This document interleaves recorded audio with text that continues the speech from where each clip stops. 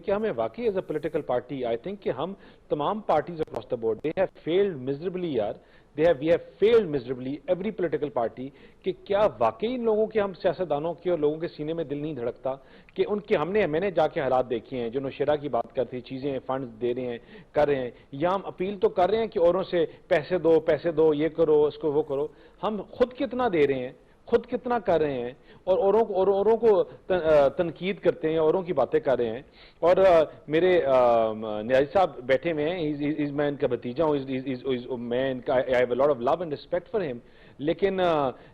लेकिन ये बात बड़ी गलत है कि हम अपनी पॉलिटिक्स को अपनी जातियात को इन तमाम चीज़ों को हमने बहुत बड़ा कर दिया है हमने आज इस मुल्क के इश्यूज को पीछे छोड़ दिया है हमने इस मुल्क के मसाइल को पीछे छोड़ दिया है हमने आगे आने वाले मसलों को पीछे छोड़ दिया है जब दुनिया पूरी हमारे पीछे पड़ी हुई है यहाँ हमें FATF से लेकर क्या क्या हो रहा जहाँ आपका मुल्क डूबा हुआ है उनको आप इकट्ठा करने के बजाय उन लोगों को साथ करने के बजाय आप फिर तोड़ने की बात करते हो आप फिर लड़ाई की बात करते हो फिर मुल्क बंद करने की बात करते हो फिर पार्लियामेंट पे हमले की और पार्लियामेंट को कोर्ट्स को बंद करने की बात करते हो I think all the political activities वो मेरी जमात की हो या किसी और जमात की हो उन सबको डिफर किया जाए आज पाकिस्तान के लिए इससे बड़ा मसला कोई नहीं है कि जो डूबते हुए बच्चे को कैसे बचाना इससे बड़ा मसला नहीं है कि जिस बंदे की जरिए मौश खत्म हो गई है ये पानी तो 20 दिन में 25 दिन में उतर जाएगा लेकिन जो उसके एवर लास्टिंग कॉन्सिक्वेंसेज उतरेंगे आएंगे जिसने अपनी औलाद को अपनी फैमिली को चलाना था उस चावल के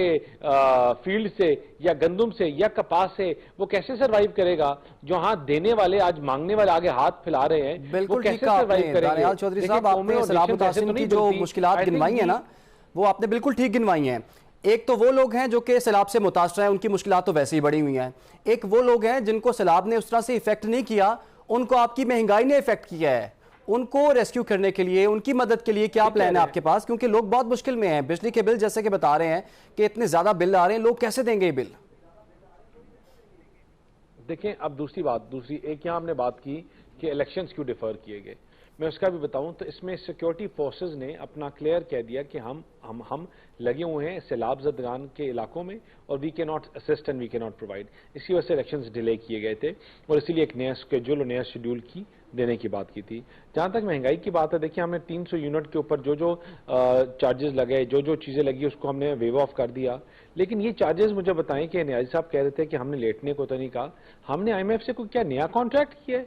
या हमने IMF से कोई नई चीज मांगी है IMF से तो वही कॉन्ट्रैक्ट कंटिन्यू हो रहा है जो आप साइन करके आए थे जो शर्तें और शिक्के आप कह के आए थे और IMF की नई रिपोर्ट क्या कहती है वो नई रिपोर्ट उनकी यही कहती है कि अगर आपको IMF ने पेमेंट्स देने में डिफर किया या लेट किया या वो सोच रहे थे कैंसिल कर दे वो इसलिए क्योंकि आपने जो वादे किया आपने पूरा नहीं उतरे थे आपने जो उनको कहा कि हम करेंगे उससे आप भाग रहे थे मुझे बात बताएं कि क्या आप अपना मुल्क बैंकरप्सी की तरफ लेके जाना चाह रहे हैं क्या अपने मुल्क को आप श्रीलंका से बदतर और बैंकरप्ट डिक्लेयर करना चाह रहे हैं जहां एलसीआं भी ना खुल सकें देखिए ये वही मुआहदे हैं कि जो इन्होंने किए और एक आम जुबान में मैं आपको बताऊं कि ये मकान इन्होंने किराए पे लिया था किराए की शिक्के इन्होंने साइन की थी अगर आज हम घुस गए हैं उसी किराए के घर में और उसी कॉन्ट्रैक्ट के ऊपर तो we can not change it